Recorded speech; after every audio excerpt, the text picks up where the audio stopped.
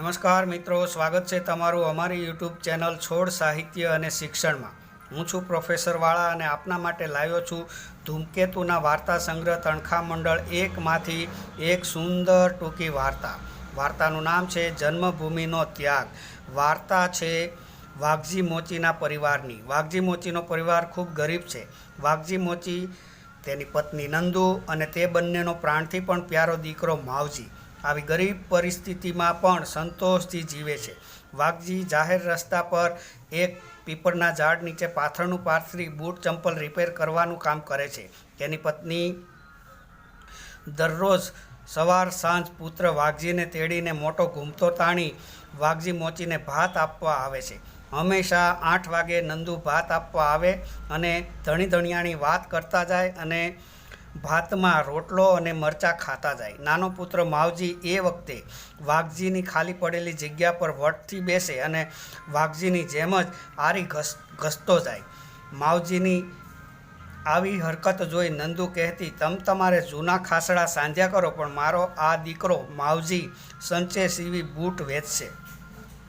વાઘજી પણ સંતોષથી માવજી તરફ જોઈ રહેતો। જમી લીધા પછી વાઘજી હોકો ગગડાવતો અને નાનો દીકરો માવજી તેને જોયા કરતો।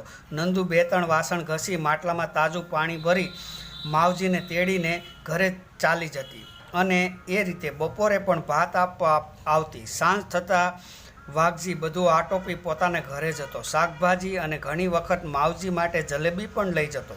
રાત્રે જમીને પતિ પત્ની દિવસ દરમિયાન થયેલા વકરાની વાતો કરતા। નાનકડા માવજીના લગ્ન અને માવજીની વહુ માટેના ઘરાણાની ચિંતા અને વાતો કરતા ગાઢ નીંદરમાં પોઢી જતા। ત્રણેય જણા એકબીજાની હૂંફમાં ગરીબીના આંસુ ભૂલી સાદા જીવનનો આનંદ લઈ રહ્યા હતા। તેમાં એક દિવસ શહેરમાં ફેરફાર થાય છે। વાઘજી બેસતો હતો તે રસ્તા પર ગવર્નર સાહેબની સવારી નીકળવાની હોવાથી રસ્તા પર સાફ સફાઈ કરવામાં આવી રહી છે અને રસ્તા પર વાઘજીનું પાથરણું અને જૂના ખાસડા રસ્તાની શોભા ઘટાડી રહ્યા હોવાથી નવા ફોજદારે વાઘજીને ત્યાંથી ખસી જવા તાકીદ કરી હતી। વાઘજી અમલદારોને આજીજી કરે છે, સાહેબ મારી ગરીબીની રોજી, પણ અમલદારો માન્યા નહીં। વાઘજી માટે આ મોકાની જગ્યા હતી। 3 જણનું પેટ ભરાય એટલી કમાણી વાઘજી કરી શકતો હતો। પોતાની મોકાની જગ્યા છોડવાનું વાઘજીને દુઃખ હતું।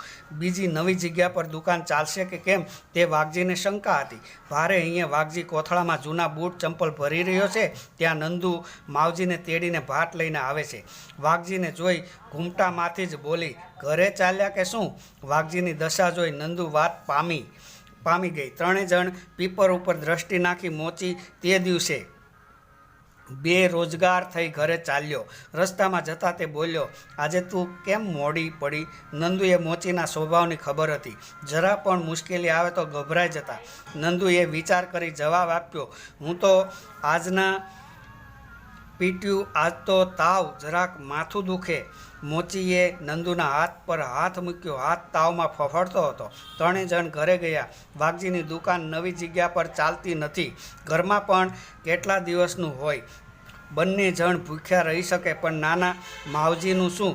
2-3 દિવસ એમ જ કાઢ્યા, પણ હવે આગલા દિવસ માટે ખાવા ઘરમાં કશું નથી, નવી રોજી ચાલતી નથી। તે દિવસે મોચીનો પરિવાર પહેલી વખત ભીખ માંગવા નીકળ્યું।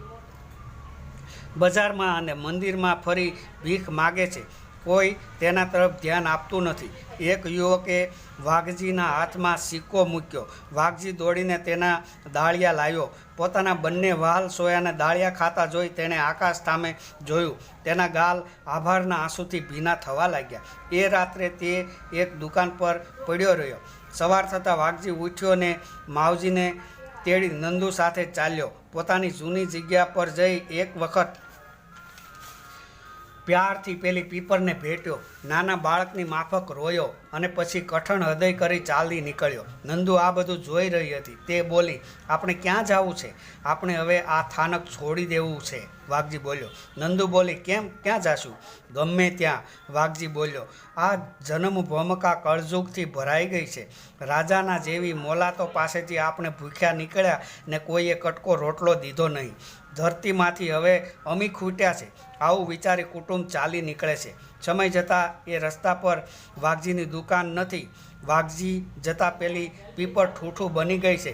વીજળીનો થાંભલો અને પેલી પીપરનું ઠૂઠું આ બે જડ દોસ્તારો રસ્તા પર છે. છતાં પણ વર્ષમાં એક વખત મજૂર જેવો માણસ લપાતો છુપાતો ત્યાં આવે છે.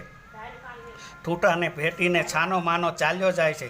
જન્મ ભૂમિકાની માયા તેને વર્ષમાં એક વખત ખેંચી લાવે છે. તો મિત્રો, અહીં વાર્તા પૂર્ણ થાય છે.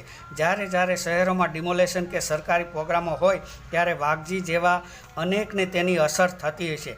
અનેકની જિંદગીઓ વેરણ છેરણ થતી હશે, પરંતુ અમલદારોને આવા ગરીબ લોકોની કાંઈ પડી હોતી નથી.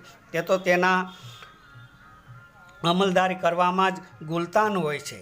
તો વાર્તા ગમી હોય તો લાઈક, શેર અને કોમેન્ટ કરજો અને અમારી ચેનલને સબસ્ક્રાઈબ કરજો, જેથી કરીને આવા નવા વિડીયો હું તમારા સુધી તરત જ પહોંચાડી શકું. આપણે ફરી મળીશું એક નવા જ વિડીયો સાથે. ત્યાં સુધી આપ ખુશ રહો, આનંદિત રહો. ધન્યવાદ.